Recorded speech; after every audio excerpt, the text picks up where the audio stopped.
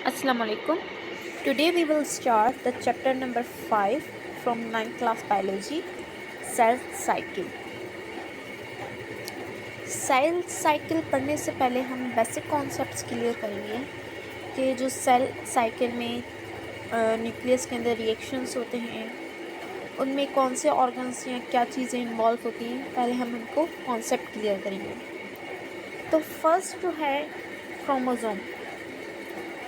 Chromosome जो है हमारे न्यूक्लियस के अंदर प्रेजेंट होता है।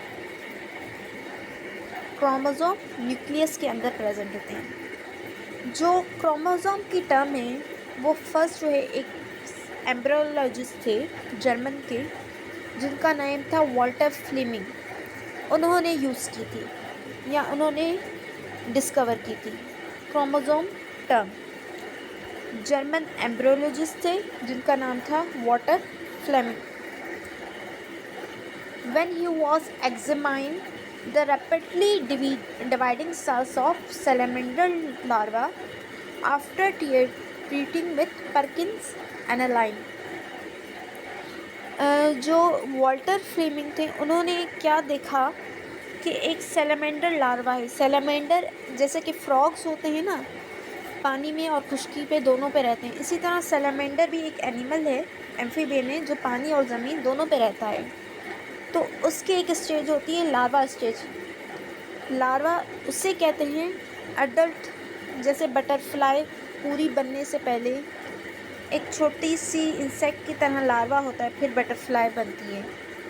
तो इसी तरह सैलामेंडर का जो लार्वा था उसमें वॉल्टर फ्लेमिंग ने देखा कि उसके अंदर जो सेल्स हैं वो बहुत ज़्यादा जल्दी से डिवाइड हो रहे हैं।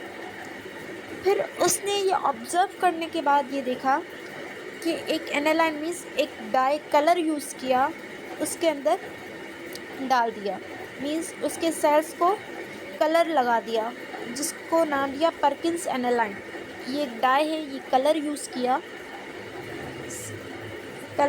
किया जिसको सेल्स पे डाल दिया, किसके, सैलामेंडर लार्वा के सेल्स पे, उससे ट्रीट किया।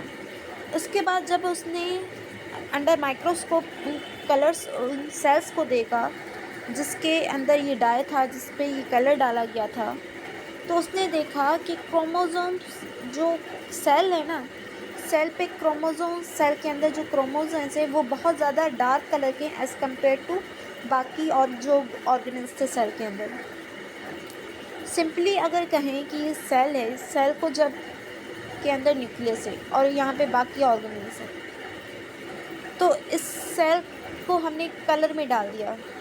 जब इस सेल को कलर में डाला तो उसने ये देखा वॉल्टर फ्लेमिंग ने, तो ये सेल के अंदर जब उसने माइक्रोस्कोप के अंदर देखा इस सेल को, तो इसके अंदर ये क्रोमोसोम्स जो न्यूक्लियस के अंदर पड़े थे ना वो बहुत ज़्यादा डार्क कलर के थे एज़ कम्पेयर टू जो बाकी ऑर्गेन्स थे ना सेल के, उनके हिसाब से। मीन्स ये बाकी ऑर्गेन्स लाइट थे और ये जो क्रोमोसोम थे बहुत डार्क कलर नज़र आ रहे थे।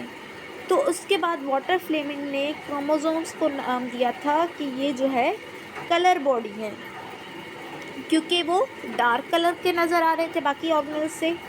इस वजह से वॉल्टर फ्लेमिंग ने नाम दिया कि chromosomes are colour bodies. Chromosome is misnomer because it means colour body. Chromosome means, chroma means, जो क्रोमा वर्ड होता है उसका मीनिंग होता है कलर, और सोमा मीन्स बॉडी। तो क्रोमोसोम पे नाम पड़ गया कलर बॉडी, मगर एक्चुअली जो है chromosome are not colour bodies. Actually में क्रोमोसोम्स कलर बॉडीज़ नहीं है, बल्कि ये एक मिसकॉन्सेप्ट था उस टाइम का। क्योंकि कलर कैसे आया, जब उसने कलर डाला सेल पे, तब जो है क्रोमोसोम पे कलर आया। मगर अगर हम एक्चुअली माइक्रोस्कोप के अंदर देखें, माइक्रोस्कोप से देखें क्रोमोसोम्स को बगैर कलर डाले, तो क्रोमोसोम का कोई कलर नहीं होता। तो it means chromosomes are not colour bodies but they are actually a misnomer due to Perkins aniline, they seen coloured bodies. अब क्रोमोसोम्स हैं क्या? क्रोमोसोम एक थ्रेड लाइक स्ट्रक्चर है, एक धागेनुमा स्ट्रक्चर है at the time of cell division chromosome सिर्फ जब सेल डिवाइड होता है ना, सेल कैसे डिवाइड होता है, 1 से 2, जब ये सेल डिवाइड हो रहा होता है तब ये क्रोमोसोम सिर्फ नज़र आते हैं, उससे पहले ये क्रोमोसोम नज़र नहीं आते। क्योंकि जब मैंने आपको सेल पढ़ाया था, उसमें पढ़ाया था, क्रोमोसोम नहीं पढ़ाया था, उसमें कहा था कि न्यूक्लियस के अंदर क्रोमेटिन मटेरियल प्रेजेंट होता है। एक मटेरियल होता है जिसके इर्द गिर्द एक लेयर होती है। इट मीन्स क्रोमोसोम्स जो है सेल के अंदर प्रेजेंट नहीं होते, बल्कि क्रोमेटिन मटेरियल प्रेजेंट होता है जिसमें से क्रोमोसोम बनते हैं। और ये क्रोमोसोम तब नज़र आते हैं जब सेल डिवाइड होता है।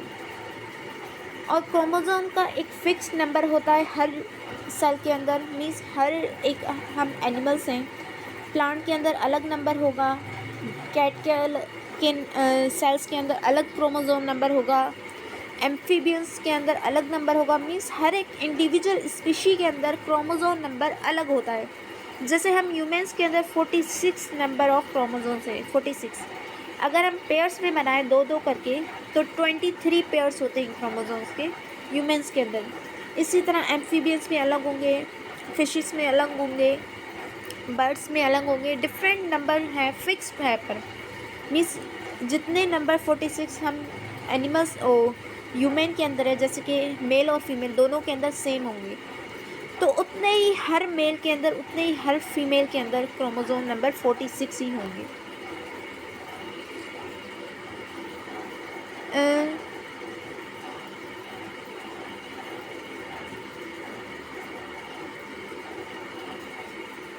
They contain heredity unit called jeans.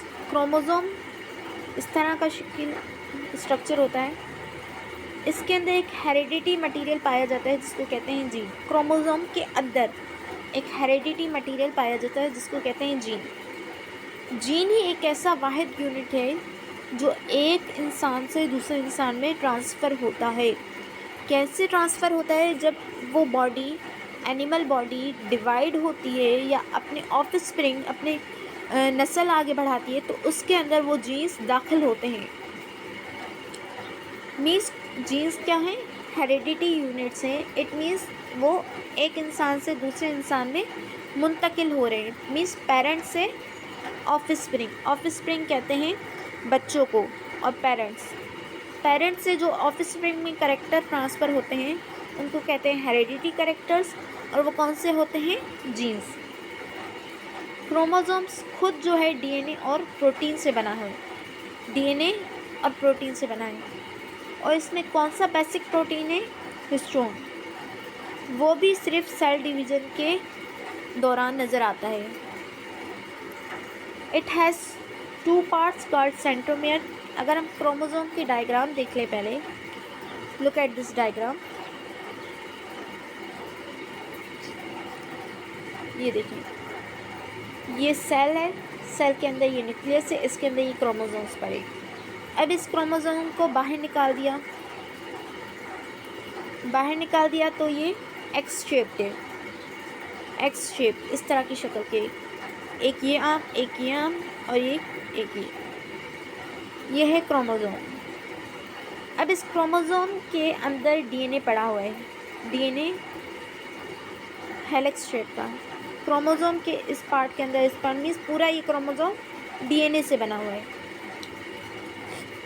अब हम इस डीएनए का, इस लंबे डीएनए का एक अगर टुकड़ा काट लेते हैं तो वो एक पीस क्या कहलाएगा? जीन। मीन्स ये सेल है, सेल के अंदर न्यूक्लियस है, न्यूक्लियस के अंदर क्रोमोसोम्स मीन्स क्रोमेटिन मटेरियल पड़ा है जिससे क्रोमोसोम बनते हैं जब सेल डिवाइड होता है।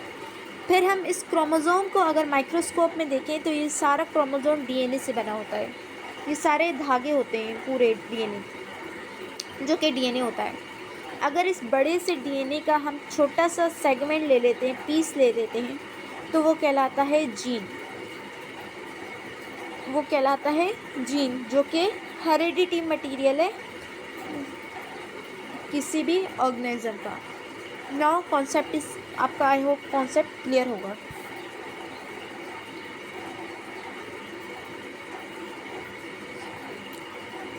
Look at this diagram. ये क्रोमोसोम की स्ट्रक्चर है। ये इसके 2 आर्म्स होते हैं और ये 2 आर्म एक सेंटर डिस्क शेप से अटैच होते हैं। मीन्स ये आर्म, ये पूरी और ये पूरी, तो ये एक बीच में एक डिस्क शेप है जिसकी वजह से ये अटैच है, जिसको कहते हैं सेंट्रोमेयर। ये आर्म और ये long arm, short and long arm, ऊपर की शॉर्ट्स होती हैं, नीचे की बड़ी होती हैं। ये जो सेम है, एक ही सेंट्रोमेयर से जो क्रोमोसोम अटैच हैं 2, इनको कहते हैं सिस्टर क्रोमेटिड। ये सिंगल कहलाता है क्रोमेटिड। मीन्स ये स्ट्रक्चर है सिंगल क्रोमेटिड। ये डबल हो जाता है तो कहलाता है क्रोमोसोम। सिंगल कहलाता है क्रोमेटिड और डबल क्रोमोसोम। और ये बीच में जिसके साथ ये अटैच होते हैं इनको कहते हैं सेंट्रोमेयर। सेंट्रोमेयर ये आर्म्स कहलाते हैं, मीन्स क्रोमेटिड। और ये 2 आर्म एक ही क्रोमोसोम पे हैं, मीन्स दोनों क्रोमेटिड साथ हैं तो ये कहलाते हैं sister. Sister means having equal या सेम क्रोमोसोम कह सकते हैं, या दोनों एक साथ जो क्रोमेटिड होंगे अटैच सेंट्रोमेयर से वो कहलाते हैं sister chromatid.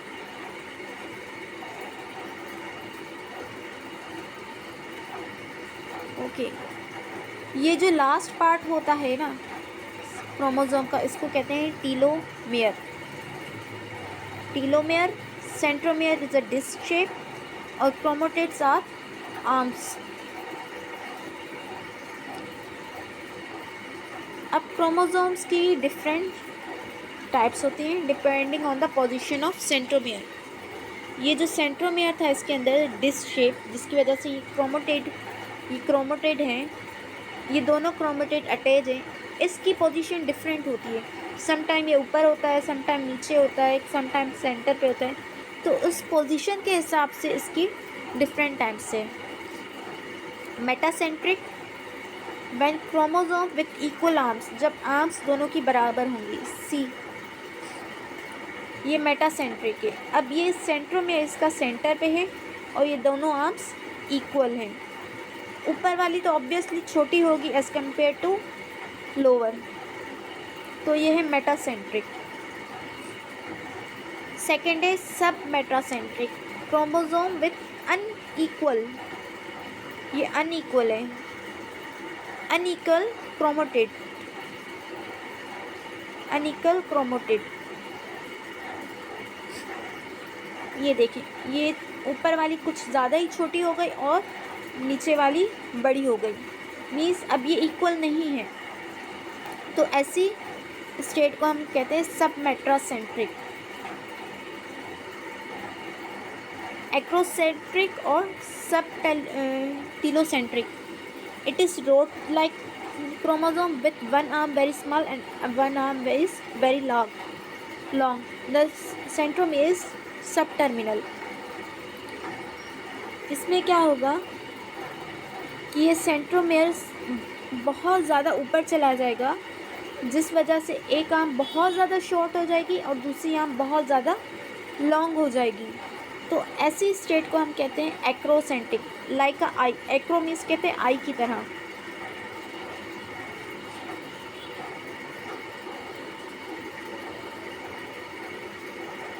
Telocentric, location of centromere at the end of chromosome. अब ये सेंट्रोमेयर कहाँ आ गया? बिल्कुल एंड में आ गया, जहाँ पर क्रोमेटिड या आर्म्स प्रेजेंट थे। इस सेंट्रोमेयर के यहाँ होने की वजह से जो ऊपर वाले क्रोमेटिड थे अब वो छुप गए। मीन्स ऐसी स्टेट को हम कहेंगे टीलोसेंट्रिक, जहाँ पर सेंट्रोमेयर जो है क्रोमेटिड या क्रोमोसोम की जगह पे आ जाए, क्रोमेटिड या आर्म्स की जगह पे आ जाए। इनको कहते हैं आर्म्स या क्रोमेटिड। ये होता है सेंट्रोमेयर, जिसकी वजह से ये दोनों आर्म्स इससे ज्वाइन होती है। तो ये थी 4 टाइप्स क्रोमोसोम की। ये स्ट्रक्चर भी हमने देख लिया। Next one is cell cycle. Cell cycle is a series of events that taking place in a cell as it grow and divide. Cell cycle एक सीरीज़ है जो कि सेल के अंदर होती है ताकि सेल ग्रो करे और डिवाइड कर सके. It comprises into two phase. Cell cycle के दो फेज हैं, इंटरफेस और एम फेज. इंटरफेस को नॉन डिवाइडिंग फेज भी कहा जाता है और एम फेज को डिवाइडिंग फेज कहा जाता है. एम फेज में सेल डिवाइड होता है, ग्रो करता है, और इंटरफेस में डिवीज़न नहीं होती बल्कि उसका मटेरियल जो है, सेल का जो मटेरियल है वो डबल होता है. Interphase is also known as resting phase of the cell cycle. It means cell rest करता है, डिवाइड नहीं करता. As the interface is the time during which the cell prepare for the division by undergoing both cell growth and DNA replication. इस phase के अंदर क्या होता है कि सेल खुद को तैयार करता है डिवीज़न के लिए. इट मीन्स डिवाइड होने से पहले जो प्रिपरेशन होती है वो इंटरफेस के अंदर होती है. अब प्रिपरेशन क्या होती है कि वो सेल ग्रो करता है, मीन्स साइज़ में बड़ा हो जाता है, उसका डीएनए डबल हो जाता है. मीन्स ये 50% डीएनए था, अब ये सेल जब डिवाइड होने लगेगा तो उससे पहले ये अपना डीएनए 10%, 20%, 30% इंक्रीज़ कर लेगा ताकि जो डिवीज़न हो वो सही तरीके से हो सके. DNA replication means DNA double कर लेगा और सेल अपनी जो साइज़ है उसको इंक्रीज़ कर देगा. तो ये होता है इंटरफेस के अंदर. It occupies around 95% time of overall cell cycle. ये तकरीबन 95% जो है सारी सेल साइकिल के अंदर ये फेस होता है. अब इंटरफेस को भी 3 फेज में डिवाइड किया गया है. G1 फेज, S फेज और G2 फेज. ये G2 है. It is a period of growth and synthesis of DNA. During this period, cell prepare itself for the M phase. इस पीरियड में सेल ग्रो करता है और डीएनए तैयार करता है ताकि वो आगे चल के एम फेज में खुद को डिवाइड कर सके. ये है सेल साइकिल. इसमें जो G1 के बाद S फेज आएगा, फिर G2 आएगा. ये इतना होता है इंटरफेस. फिर ये एम फेज के अंदर आ जाता है माइटोसिस और मियोसिस, जो कि एम फेज कहलाएगा, जिसके अंदर सेल खुद को डिवाइड करता है. G1 phase in which cell grow its size में बड़ा हो जाएगा. Specific enzymes are synthesise. कुछ एंजाइम्स अपने तैयार करेगा जो कि सेल डिवीज़न के दौरान उसे काम आएंगे. DNA basic units are accumulated for the DNA synthesis. अब जो डीएनए बनाने के लिए चीज़ें बेसिक यूनिट उसको चाहिए होंगी वो भी खुद के पास जमा करेगा जी फेज में.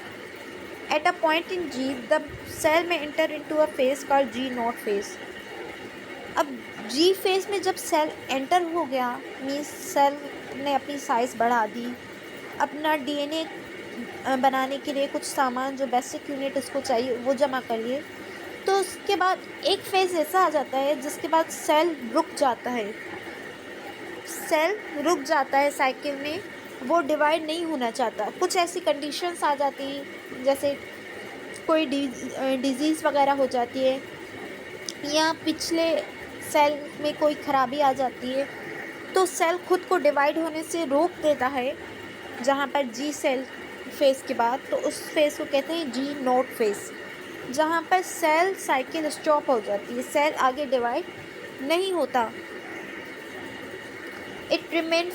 ये जो सेल स्टॉप हुआ वो कुछ डेज़ के लिए भी होता है, वीक्स के लिए भी, और सम टाइम लाइफ टाइम के लिए भी स्टॉप हो जाता है सेल डिवाइड करना. सेकेंड फेज है S phase means synthesis phase. G phase means gap one phase. Gap one synthesis phase में डीएनए की रेप्लिकेशन होगी. अब यहाँ पर बेसिक वन में क्या था, डीएनए ने अपना बेसिक यूनिट्स जमा की ताकि वो अपना डीएनए डबल करे। अब एस फेज में अपना ये डीएनए डबल करेगा, जिसके नतीजे में उसका जो क्रोमेटिन मटेरियल था अब वो डुप्लीकेट डबल हो जाएगा। न्यूक्लियस के अंदर क्रोमेटिन मटेरियल था, डीएनए रेप्लिकेशन की वजह से ये क्रोमेटिन मटेरियल अब डबल हो गया। फिर थर्ड है G2 फेज या गैप 2 फेज। इसको एक और नाम से कहते हैं pre mitotic phase, means mitotic phase से पहले जो फेज आता है वो होता है G2 फेज, G2 गैप 2।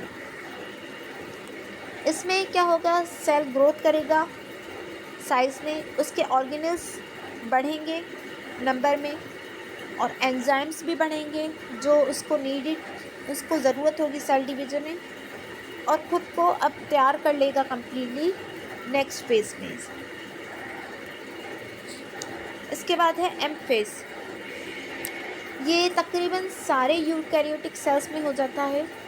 इसमें क्या होता है, the process by which a eukaryotic cells separate the nuclear DNA and chromosome and divide into two different but similar set of nuclei is known as karyokinesis। अब M phase के अंदर दो stages आती है, एक कैरियोकाइनेसिस और दूसरी होती है साइटोकाइनेसिस। कैरियो कहते हैं न्यूक्लियस को, काइनेसिस कहते हैं फॉर्मेशन या ब्रेकडाउन। ठीक है, कैरियोकाइनेसिस फॉर्मेशन ऑफ न्यूक्लियस। तो जब एम फेज आएगा तो उसके अंदर दो स्टेजेस है, कैरियोकाइनेसिस और साइटोकाइनेसिस। अब कैरियोकाइनेसिस में क्या होता है, जो सेल था यूकैरियोटिक सेल, उसके अंदर जो डीएनए और क्रोमोसोम्स थे वो आपस में डिवाइड होंगे और अपने जैसे दो न्यूक्लियस बनाएंगे। मीन्स एक न्यूक्लियस के अंदर, ये एक न्यूक्लियस है, उसके अंदर जितना भी डीएनए था वो पिछले इंटरफेस में डबल हो गया। ये डबल हो गया तो अब ये डबल होने के बाद जब ये डिवाइड करेगा तो ये हाफ इसमें जाएगा और ये हाफ इसमें चला जाएगा। मीन्स ऐसा फेज़ एम फेज़ का जिसमें न्यूक्लियस जो है अपने आप को दो न्यूक्लियस में डिवाइड कर दे और अपना मटेरियल हाफ हाफ कर दे, तो ऐसे फेज़ को कहते हैं कैरियोकाइनेसिस।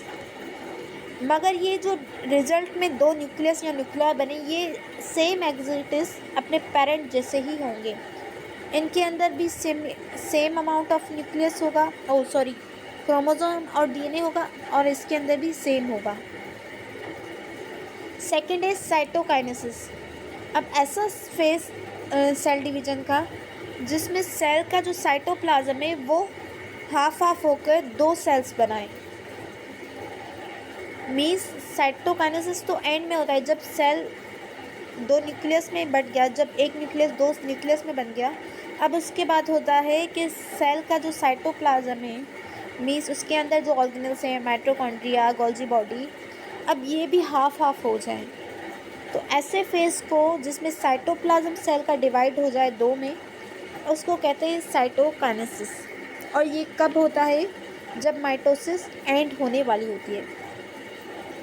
कैरियोकाइनेसिस के फर्दर 4 डिवीजन्स हैं, प्रोफेज, मेटाफेज, एनाफेज और टीलोफेज। प्रोफेज में क्या होता है, क्रोमोसोम हमें नज़र आने लगते हैं। मैंने आपको स्टार्ट में बताया था कि क्रोमोसोम कब नज़र आते हैं, जब सेल डिवाइड होता है। तो अब वहाँ पे क्रोमोसोम्स इंटरफेस में न्यूक्लियर मटेरियल सारा डबल हो गया। अब प्रोफेज में क्या हो रहा है कि क्रोमोसोम्स अब ये नज़र आ रहे हैं, थिक थ्रेड लाइक स्ट्रक्चर। अब ये मोटे धागे नुमा स्ट्रक्चर यहाँ पर नज़र आ गए हैं, तो ऐसे फेज़ को कहेंगे प्रोफेज। और सेल की जो न्यूक्लियर मेम्ब्रेन थी वो हट जाएगी, ख़त्म हो जाएगी, डिज़ोल्व हो जाएगी। क्यों होगी, उसका भी एक रीज़न है, ताकि सेल दो सेल में डिवाइड हो सके। ये जो न्यूक्लियर मेम्ब्रेन ख़त्म हो गई तो अब ये सेल इस तरह से होगा। ये सारा मटेरियल अब कहाँ पे आ गया, साइटोप्लाज्म के अंदर। जैसे कि प्रोकैरियोटिक और यूकैरियोटिक सेल हमने पढ़ा था कि प्रोकैरियोटिक सेल के अंदर न्यूक्लियर मेम्ब्रेन नहीं होती और यूकैरियोटिक के अंदर न्यूक्लियर मेम्ब्रेन प्रेजेंट होती है।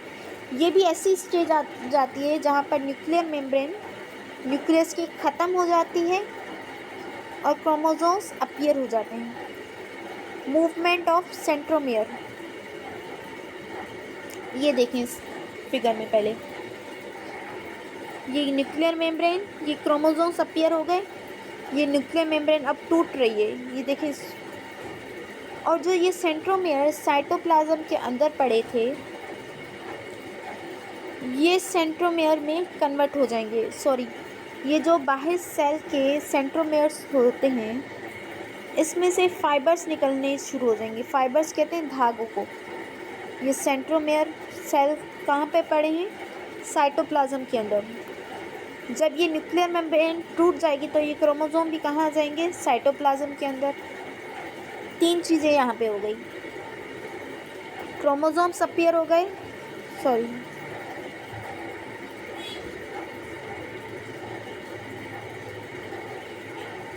क्रोमोसोम अपीयर हो गए, न्यूक्लियर मेम्ब्रेन डिसअपीयर हो गई, मूवमेंट ऑफ सेंट्रोमियर, ये सेंट्रोमियर अब मूव करेंगे।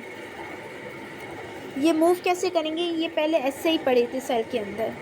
जब प्रोफेस आएगा तो ये एक सेंट्रोमियर एक साइड आ जाएगा, दूसरा सेंट्रोमियर उसके अपोजिट साइड आ जाएगा। ये मीन्स मूव करके अपनी पोजीशन ले लेंगे अपोजिट साइड पे। उसके बाद है centromere divide to form centriole. अब ये सेंट्रोमियर क्या बनाएंगे? सेंट्रोमियर डिवाइड होके सेंट्रियोल बनाएंगे। स्पाइंडल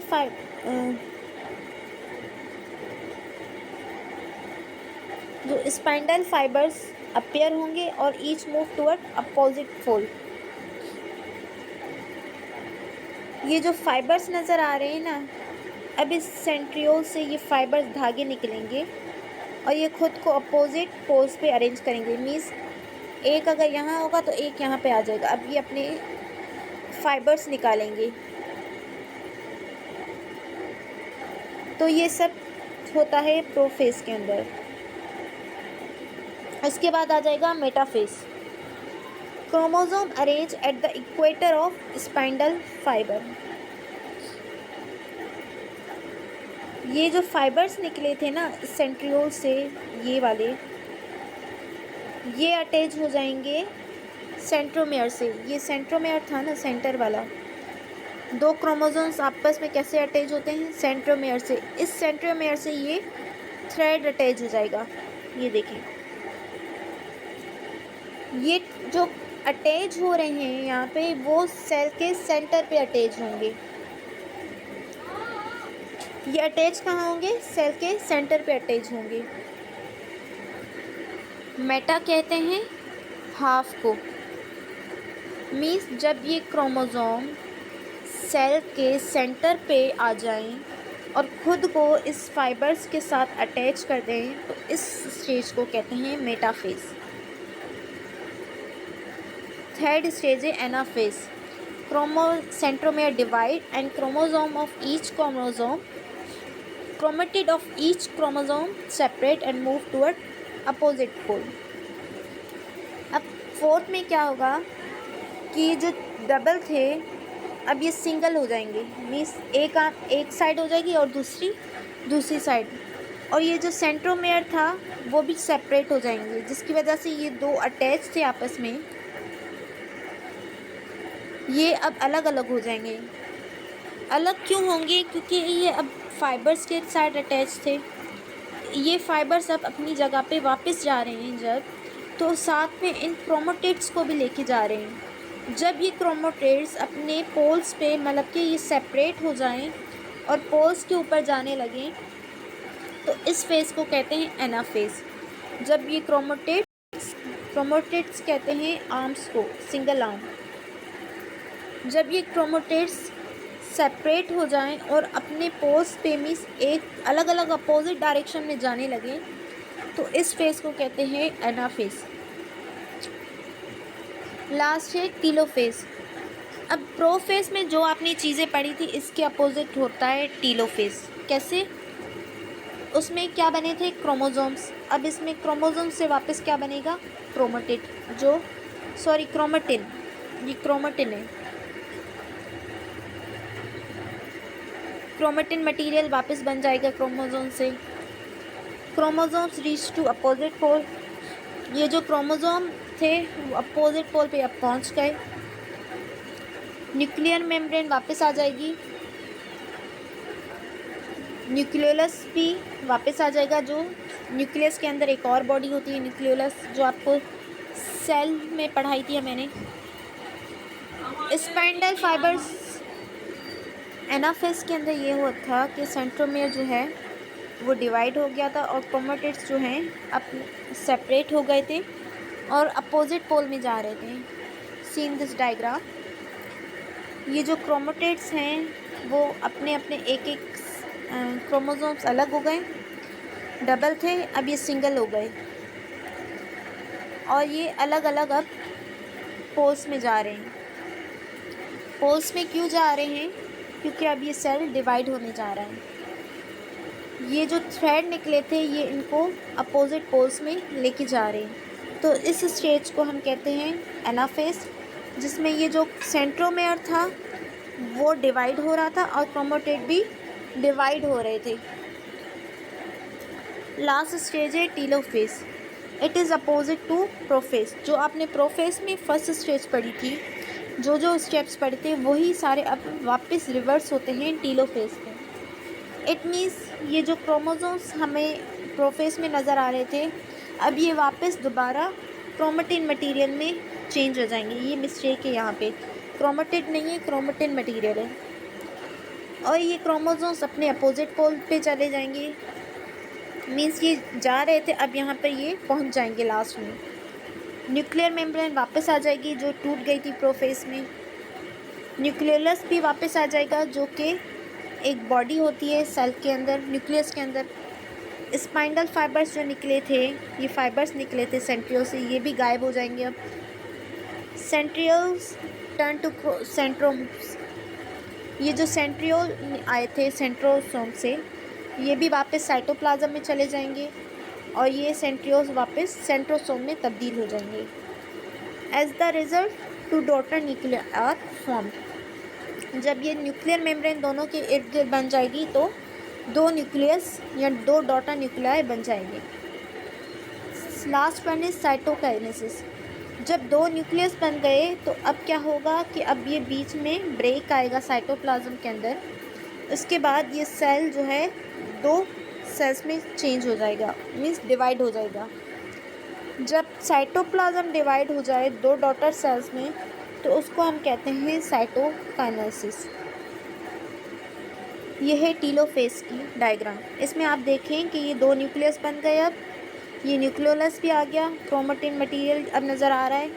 ये स्पाइंडल फाइबर्स वापस साइटोप्लाज्म में चले गए। अब यहाँ पर ये सेल का साइटोप्लाज्म डिवाइड हो रहा है, क्लीवेज फरो मीन्स ये डिवाइड हो रहा है, कट हो रहा है यहाँ से। एज अ रिज़ल्ट दो सेल्स बन जाएंगे, ये है साइटोकाइनेसिस। ये बीच में से टूट रहा था, एज अ रिज़ल्ट अब ये दो जो है सेल बन गई। इसमें ये क्रोमोसोम्स नज़र नहीं आ रही बल्कि ये क्रोमेटिन मटेरियल आ गया, न्यूक्लियर मेम्ब्रेन भी आ गई, सेंट्रोमेयर बाहर चले गए, न्यूक्लियोलस बॉडी भी आ गई, मीन्स सारे इवेंट्स इसके अंदर हो गए। ये सारी इसकी G2 की इंटरफेस। फर्स्ट स्टेज में देखें G2 के बाद प्रोफेज आ रहा है। प्रोफेज में स्पाइंडल फाइबर्स निकल रहे हैं, क्रोमोसोम्स बन रहे हैं। फिर मेटाफेज में ये अब इक्वेटर पे ये जो है प्रोमेटाफेज। मेटाफेज में ये बीच में सेंटर पे अटैच हो रहे हैं। फिर एनाफेज में ये अपोजिट पोल्स की तरफ जा रहे हैं और टीलोफेज में ये दो न्यूक्लियस में डिवाइड हो रहे हैं। अब माइटोसिस की क्या इम्पोर्टेंस है, सिग्निफिकेंस कहते हैं इम्पोर्टेंस को। माइटोसिस की वजह से सेल डेवलप करता है, ग्रो करता है और अपने जैसी कॉपीज़ बनाता है। क्योंकि माइटोसिस के नतीजे में जो दो सेल्स बने वो बिल्कुल पेरेंट के जैसे होते हैं, 100% ही, उनमें कोई भी डिफरेंस नहीं होता। मीन्स सेल अपनी एग्जैक्ट कॉपीज़ बना रहा है, इसकी वजह से सेल ग्रो कर रहा है। मीन्स सेल जैसे बढ़ेंगे एक एनिमल भी बढ़ेगा।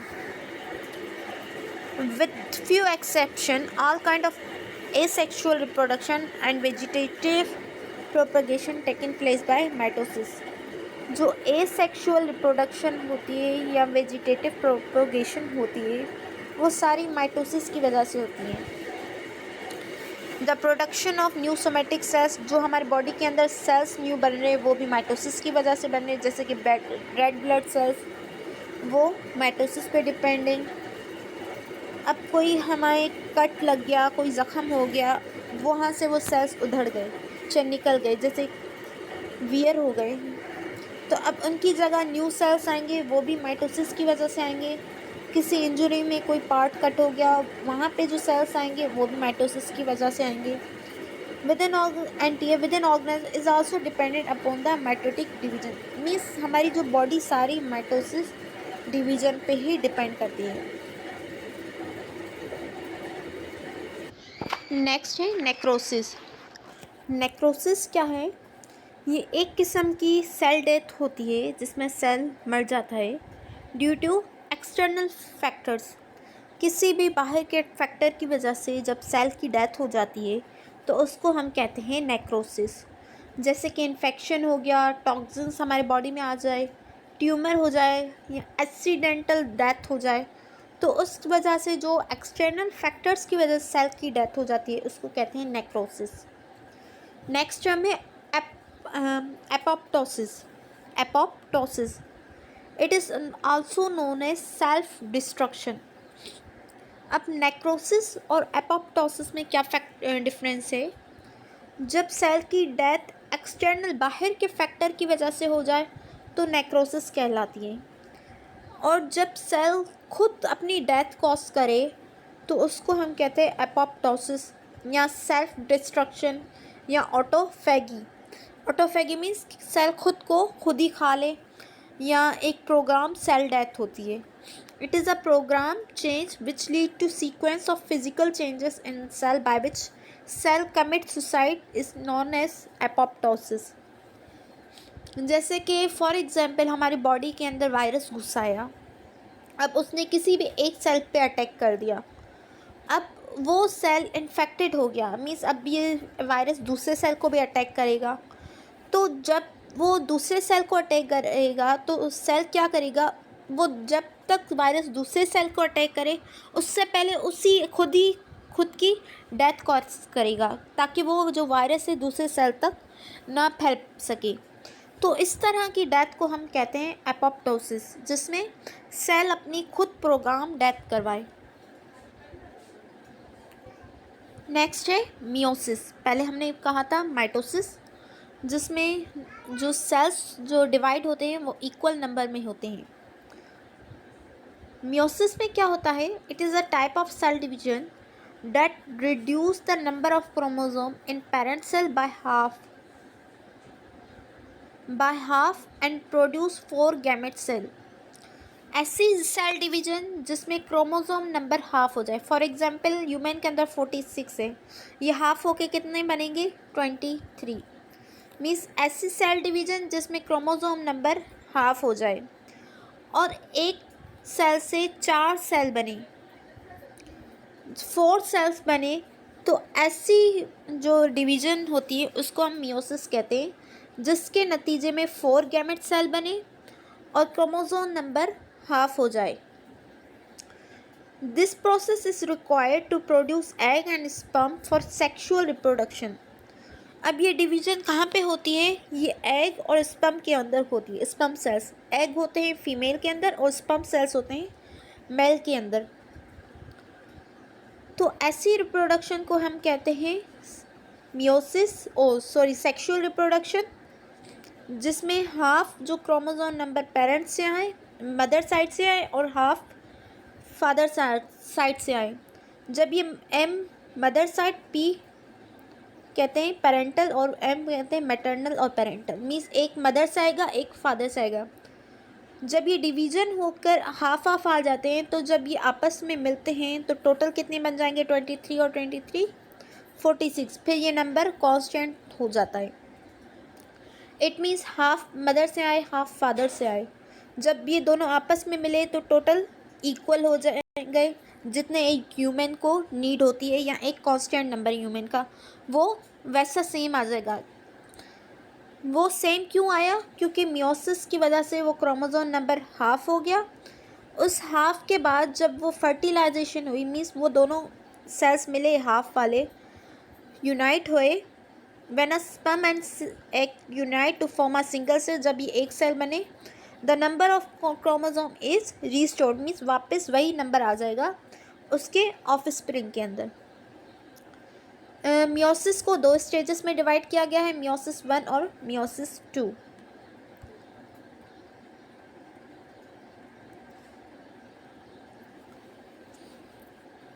Meiosis 1.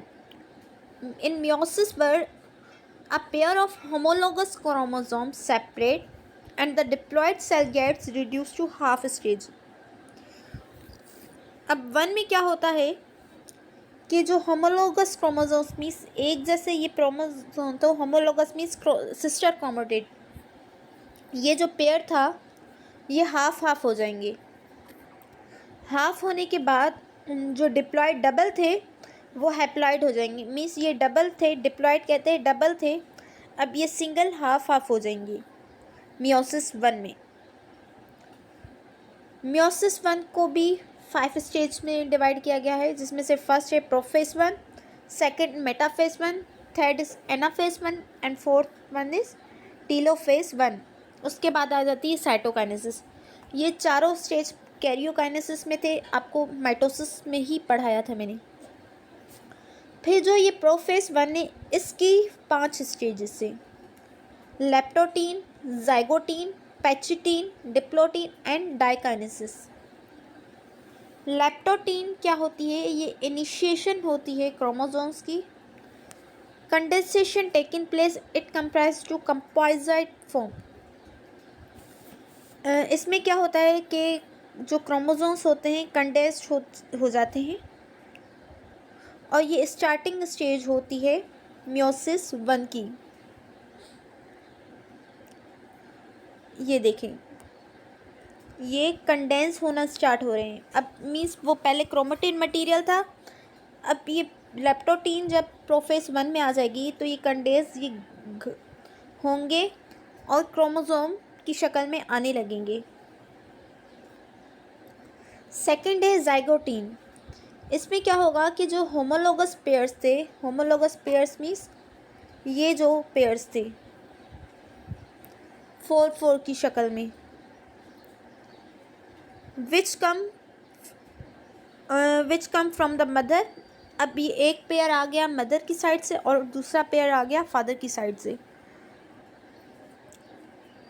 फॉर एग्जाम्पल ये डार्क पर्पल है, ये मदर की साइड से आ गया और ये पिंक है फादर की साइड से आ गया। Are attracted towards each other and their lengthwise pairing. अब इनकी पेयरिंग होगी, ये मदर की साइड से, ये फादर की साइड से, ये इन्होंने 4-4 का पेयर बना दिया। ये 4 पेयर होने की वजह से the pairing of homologous chromosome is known as synapsis. इनको हम साइनेप्सिस कहेंगे, जहाँ पर ये 4 ने पेयर बना दिया 2-2 का मिलकर, तो यहाँ पे कहते हैं synapsis. The process is called chromosomal synapsis. Paired homologs are known as bivalent. Bivalent क्यों कह रहे हैं? क्योंकि दो ने पेयर बना दिया। कौन सी स्टेज में बाइवेलेंट हुए? जाइगोटीन में, जहाँ पर दो ने पेयर बनाया और आपस में अटैच हुए, ये इस तरह से अटैच हुए, जिसको कह रहे हैं साइनेप्सिस। अब थर्ड स्टेज पैचिटीन में क्या होगा? क्रॉसिंग ओवर होगी between 2 non sister chromosomes. Sister chromosomes मैंने आपको बताया था कि ये पर्पल वाला एक सिस्टर है और पिंक वाला एक सिस्टर क्रोमेटिड है, क्योंकि ये सेम साइड से आ रहे हैं। अब ये सिस्टर थे पहले, अब ये पर्पल और पिंक क्या हुए आपस में? ये पर्पल का, ये पिंक साइड का, अब ये आपस में नॉन सिस्टर हुए। नॉन सिस्टर, ये दोनों सिस्टर और ये नीचे वाले नॉन सिस्टर। ये नॉन सिस्टर क्रोमेटिड क्या करेंगे? अपने पार्ट्स जो है एक्सचेंज करेंगे पैचिटीन स्टेज में। ये देखें, मीन्स पर्पल वाला पिंक में मिक्स हो जाएगा और पिंक वाला पर्पल में। ऊपर वाली स्टेज में देखिए ये आपस में मिक्स हो रहे हैं। मिक्स जो जब ये अपने आपस में पार्ट्स को एक्सचेंज करते हैं तो इस स्टेज को हम कहते हैं क्रॉसिंग ओवर, जहाँ पर क्रोमेटेड्स अपने पार्ट्स को एक्सचेंज करें। क्रॉसिंग ओवर को कहते हैं जब जिसमें क्रोमेटेड जो नॉन सिस्टर क्रोमेटेड हैं अपने पार्ट्स को एक्सचेंज करें तो उसको कहते हैं crossing over. The separation is however incomplete and pair chromosome are in contact with each other in one or more points. अब यहाँ पे पार्ट्स सिर्फ जो है एक्सचेंज हुए हैं, मगर ये अभी तक कनेक्शन में हैं दोनों। अगर आप नीचे वाले को देखें तो आपस में जुड़े हुए हैं, मगर क्रॉसिंग ओवर ऊपर हुई है। तो जहाँ पर ये दोनों अभी तक अटैच हैं तो इस पॉइंट को कहते हैं चास्मेटा, जहाँ पर नॉन सिस्टर होमोलोगस क्रोमोसोम्स अब तक अटैच हैं। A point of attachment where non sister homologous chromatid attached are called chasmata.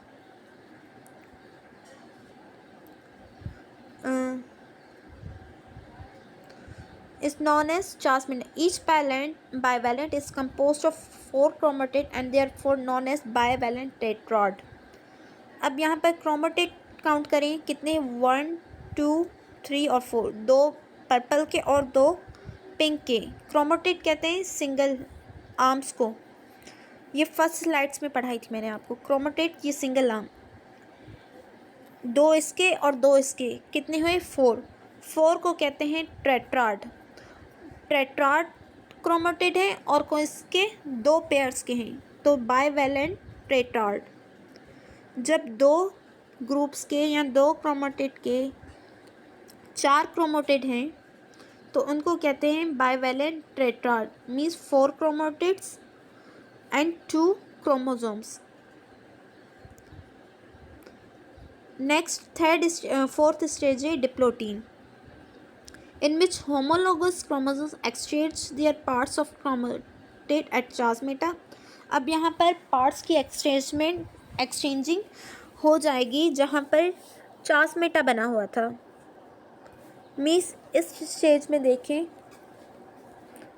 कि जहाँ पर ये पॉइंट ऑफ अटैचमेंट था इसको कह रहे थे चास्मेटा। अब यहाँ पर देखें ये पॉइंट ऑफ अटैचमेंट अब ख़त्म हो गई है। अब ये पार्ट्स एक्सचेंज हो गए हैं आपस में, ये सेपरेट होने वाले हैं तो इस पॉइंट को कहेंगे crossing over is now turn to complete and chiasmata is also finished. जहाँ पे चास्मेटा मीन्स अटैचमेंट थी वहाँ पर भी क्रॉसिंग ओवर अब हो गई है। The exchange of segment of chromatid at chiasmata between homologous chromosome is known as crossing over. अब हम कहेंगे कि ये क्रॉसिंग ओवर हो गई है, जहाँ पर अटैच थे नॉन सिस्टर वहाँ पर भी पार्ट्स की एक्सचेंजमेंट हो गई है तो उसको हम कहेंगे क्रॉसिंग ओवर। डाइकानेसिस ये 5th स्टेज है। It is significant by the end of chiasmata. ये आखिर में होती है चास्मेटा के, जब चास्मेटा कहीं मीन्स दोनों जो पॉइंट्स थे दोनों होमोलॉगस क्रोमोसोम से अब किसी भी पॉइंट पे अटैच ना रहे, and assembly by the mitotic spindle to distinguish the homologous chromosome. The disappearance of nucleolus taking place and the nuclear envelope dissociate. The movement of चास्मेटा is known as terminalization. यहाँ पर अब ये separate हो गए, होने लगे हैं। यहाँ पर क्रॉसिंग ओवर हो गई है, मीन्स इन्होंने अपने पार्ट्स एक्सचेंज करिए। अब जो आपने माइटोसिस में पढ़ा था कि स्पाइंडल फाइबर्स आएंगे, यहाँ से अटैच होंगे और न्यूक्लियोलस डिसअपियर हो जाएगा, न्यूक्लियर मेम्ब्रेन डिसअपियर हो जाएगी, तो ये सारा डाइकाइनेसिस में प्रोसेस होगा अब। और जहाँ पर चास्मेटा की फॉर्मेशन ख़त्म हो जाएगी उस स्टेज को कहते हैं टर्मिनलाइजेशन ऑफ चास्मेटा, जहाँ पे चास्मेटा ख़त्म हो जाएगी।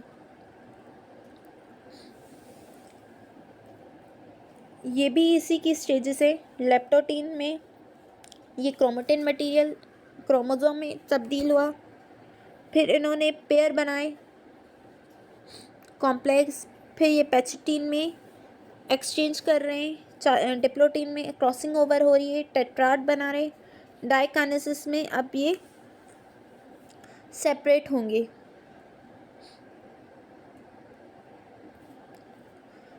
फिर है मेटाफेज 1, द बाइवेलेंट, जो अब ये बाइवेलेंट थे line up at the equatorial plane, ये जो मेटा कहते हैं हाफ, अब ये बाइवेलेंट यहाँ पे बाइवेलेंट क्यों है, पहले टेट्राड थे, 4 थे, 2 पेरेंट्स से आए थे, 2 फादर से आए थे, 2 मदर से आए थे, टेट्राड थे। अब 2 एक साइड जाएंगे और 2 दूसरी साइड जाएंगे, तो कह रहे हैं हम बाइवेलेंट, ये इस तरह से हो जाएंगे। अब ये इक्वेटर पे अरेंज हो जाएंगे, मीन्स सेंटर पे अरेंज हो जाएंगे।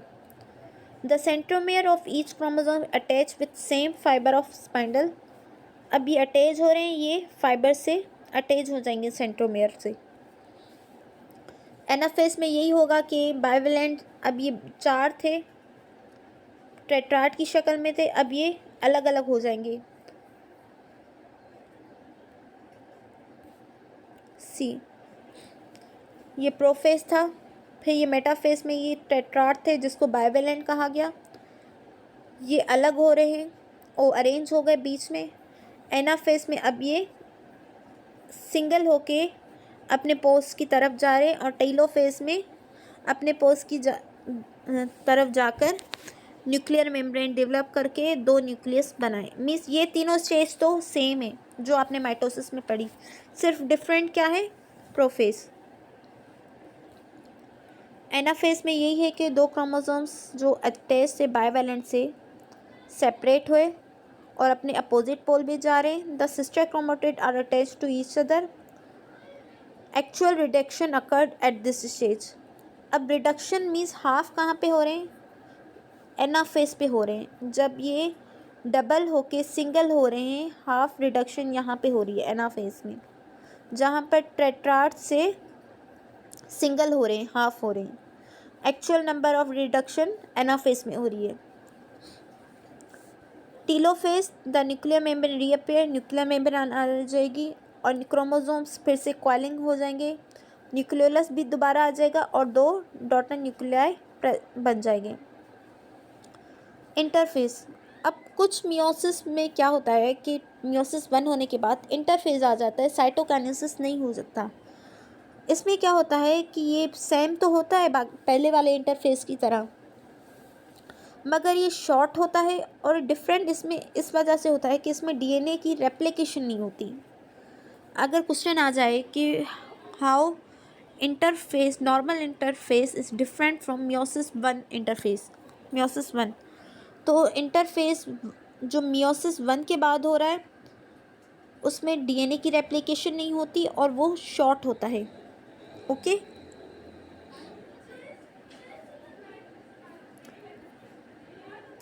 significance, the second mitotic division is equal to is actually the mitotic division।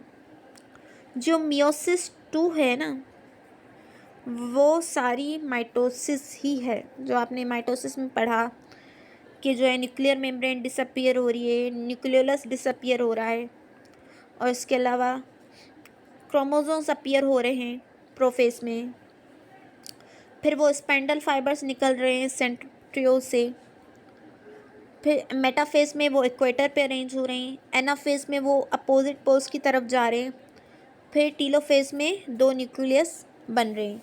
तो ये सारी मियोसिस 2 थी।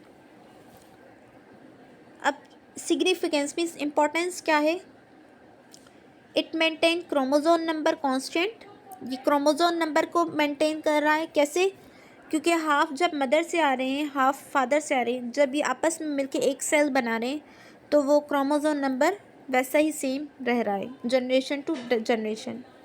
हैप्लॉइड गैमेट्स होते हैं, मीन्स रिडक्शन होती है, 46 से 23 बन जाते हैं। During fertilization the diploid chromosome number of chromosome is restored, जब ये ड्यूनाइट हो रहे हैं 23 तो ये वापस 46 बन जा रहे हैं। पहले 46 थे, फिर हाफ हो गए 23। By crossing over, the meiosis produce an opportunity for exchange of genes between homologous chromosome and thus the genetic variation among the species. ये जो क्रोमेटिड ने अपने पार्ट्स एक्सचेंज किए, इसके जीन्स इसमें शिफ्ट हो गए, इसके जीन्स इसमें शिफ्ट हो गए, इसकी वजह से वेरिएशन आती है। वेरिएशन आती है मीन्स आपकी चेंजिंग आती है, आप डिफरेंट होते हैं। अगर वेरिएशन नहीं आए, ये एक्सचेंज ना हो पार्ट्स, तो आप तो ए लुक लाइक बिल्कुल एग्जैक्ट कॉपी होंगे 100% अपने पेरेंट्स की, फादर की या मदर की, सिर्फ एक की। Due to this exchange of chromatid parts, variation occur in among the species. इसी वजह से कि इस एक्सचेंज ऑफ क्रोमोसोम्स की वजह से हर एक इंसान दूसरे से मुख्तलिफ है। अगर ये क्रॉसिंग ओवर ना हो तो हम सारे जो जितने भी लिविंग बींग्स हैं, जितने भी कैट्स हैं, जितने भी डॉग हैं, सब एक जैसे हों। मगर इस चेंजिंग की वजह से, इस क्रॉसिंग ओवर की वजह से कुछ इसके जीन्स यहाँ शिफ्ट हो जाएंगे, इसके जीन्स यहाँ शिफ्ट हो जाएंगे और इंसान चेंज हो जाता है। Meiosis error. अब एरर कैसे आता है? समटाइम्स क्या होता है कि ये जो क्रोमोसोम्स नंबर है वो सेपरेट नहीं हो पाते। Means the 2 chromosomes of each homologous pair separate and enter into one gamete। अब फॉर एग्जांपल ये हाफ हो गए 23, ये एक ही में चले जाएं, इसमें चेंजिंग ना आए। But sometime a pair of homologous chromosome fail to separate from one another। Sometime क्या होता है, ये जब पेयरिंग होती है, ये जब अपोजिट पोल पे जाते हैं तो ये दो जाते हैं ना, तो समटाइम ये 3 एक साइड पे चले गए, एक साइड पे चला गया, इस तरह से भी होता है। इस वजह से हमारे ह्यूमंस के अंदर बहुत सारी जेनेटिक प्रॉब्लम्स क्रिएट हो जाती हैं और क्रोमोसोम नंबर किसी में 23 से आ गया, समटाइम ये फ्यूज़ होकर 46 बनाते हैं जो नॉर्मल है। अब किसी में ये 23 ना आए, 22 आ जाए या 24 आ जाए, तो ये भी एरर आ जाता है। और ऐसी कंडीशन जिसमें ये होमोलोगस क्रोमोसोम आपस से अलग ना हो जाए, जब ये क्रोमोसोम अपने एक्सचेंज करते हैं पार्ट्स को और एक्सचेंज करने के बाद ये आपस में अलग ना हो सकें, तो ऐसी कंडीशन को कहते हैं नॉन डिसजंक्शन, जिसमें chromosomes are fail to separate from one and other during meiosis. On disjunction produce gametes with abnormal number of chromosome. जब ये एबनॉर्मल उसकी ड्यू टू डिसजंक्शन, जब ये 3 एक जगह जाएंगे, एक दूसरी जगह जाएगा, तो क्रोमोसोम नंबर फिर कांस्टेंट नहीं रहेगा, फिर वो कम होगा या ज़्यादा होगा। अब जहाँ पर 1 गया वहाँ पे डेफिशिएंसी हो गई, 45 हो गया। जहाँ पर 3 गए तो वो 46 से क्या बन गया, 47। मीन्स इस तरह से क्रोमोसोम नंबर फिर डिस्टर्ब हो जाता है, या लेस कम हो जाता है या ज़्यादा। If such abnormal gamete fuse with normal gamete, the resulting zygote have abnormal number of chromosome। अब ये जब 23 या 22 किसी नॉर्मल से मिलेगा, 23 से मिला, तो ये रिज़ल्ट में जितने क्रोमोसोम बनाएगा 45 बनाएगा। क्यों? क्योंकि यहाँ से तो 22 आए, अब यहाँ पे 24 आ जाए, ये किसी 23 से मिलेगा, तो 23 से मिलने की वजह से इसकी जो कंडीशन आ जाएगी 47 आ जाएगी। क्यों? क्योंकि वहाँ से एक ज़्यादा आ गया और एक कम की वजह से जो क्रोमोसोम नंबर था वो डिस्टर्ब हो गया, और जो जाइगोट बना, जो उसका रिज़ल्ट बना, इस मियोसिस की वजह से जो ऑफ स्प्रिंग बना, उसमें अब डेफिशिएंसी होगी और उस वजह से वो नॉर्मल ह्यूमन नहीं होगा। ये मियोसिस 1 और मियोसिस 2 की स्टेजेस हैं। ये मियोसिस 2 प्रोफेज, फिर ये मेटाफेज में इक्वेटर पे अरेंज हुए, फिर ये सिंगल क्रोमेटिड है, और टीलोफेज में इन्होंने अपना 2 nucleus, as a result meiosis 2 के नतीजे में 4 न्यूक्लियस बनते हैं। और माइटोसिस के रिजल्ट में 2 बनते हैं। ये पॉइंट मेन में याद रखिएगा। जो माइटोसिस है उसके रिजल्ट में 2 न्यूक्लियस बनते हैं, डॉटर न्यूक्लियाई, और मियोसिस 2 के नतीजे में 4 डॉटर न्यूक्लियाई बनते हैं। ये डिफरेंस होता है क्योंकि 2 मदर से आए और 2 फादर से आए। This is all about chapter number 5 cell cycle.